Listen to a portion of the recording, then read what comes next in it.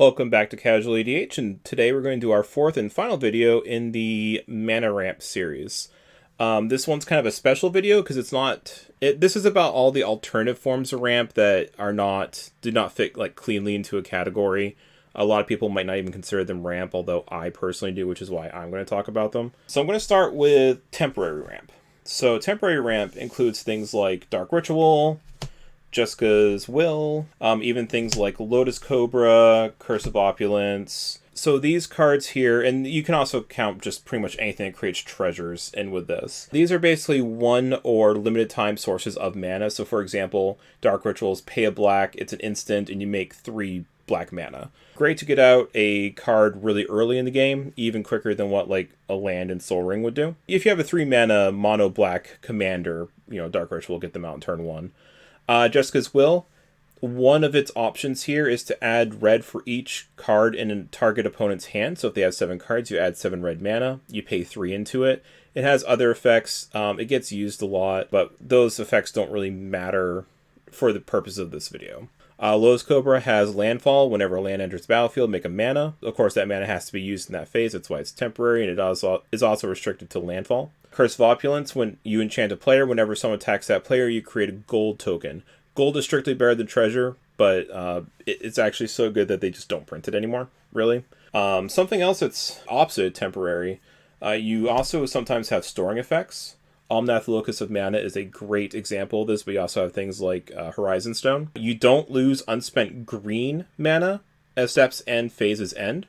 So basically, if you're not using all of your mana, you can just tap it and then keep it on the pool to use it later.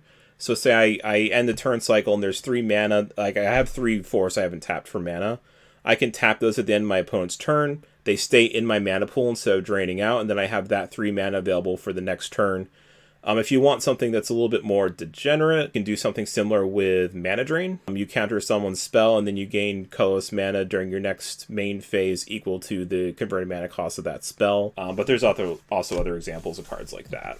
We also have things that basically double mana, or can double mana. So we have effects like Nissa and Kinnan Bonder Prodigy, which will give you additional mana under certain circumstances. Nissa will make Forest tap for an additional green. Kinnan will make it so that whenever a non-land permanent is tapped for mana, add 1 additional mana of any color it could have produced. So these are, basically you tap a forest, you get 2 mana. That's not too bad for Nissa.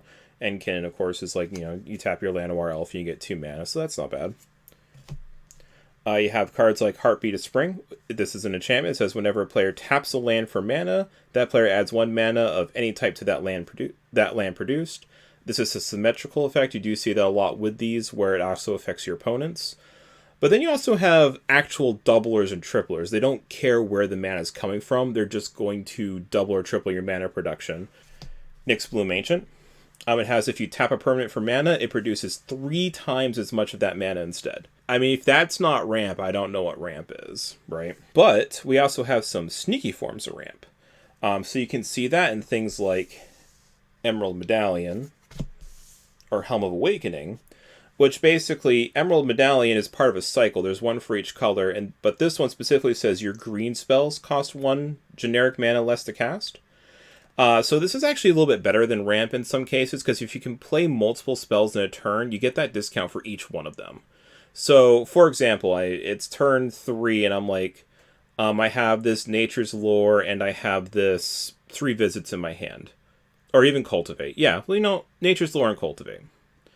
So normally that's 5 mana to cast both of those spells, and they're both going to get me additional lands. However, with Emerald Medallion out, maybe I put it on turn 2, I cast Nature's Lore for green, and I cast Cultivate for 1 in green.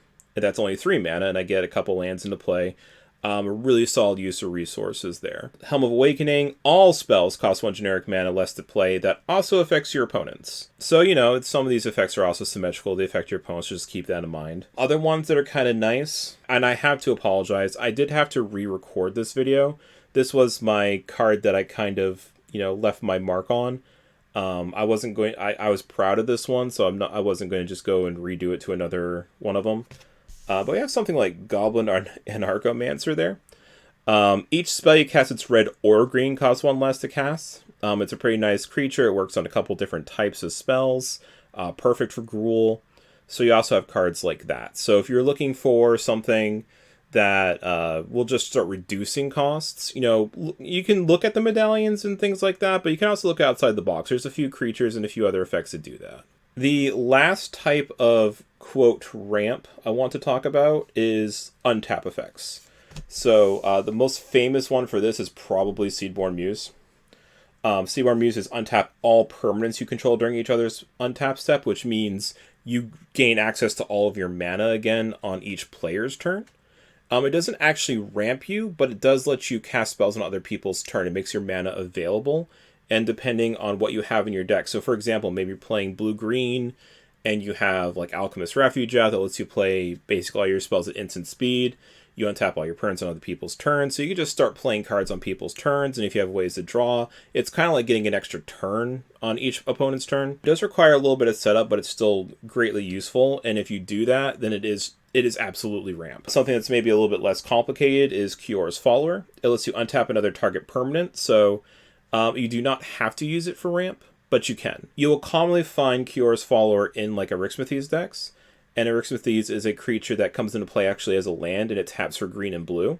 So if you have Kiora's Follower out, you can basically tap your Erixmathes, get green and blue, untap it with Kiora's Follower, and then retap the Erixmathes and get another green and blue. So basically you turn one land into 4 mana that turn.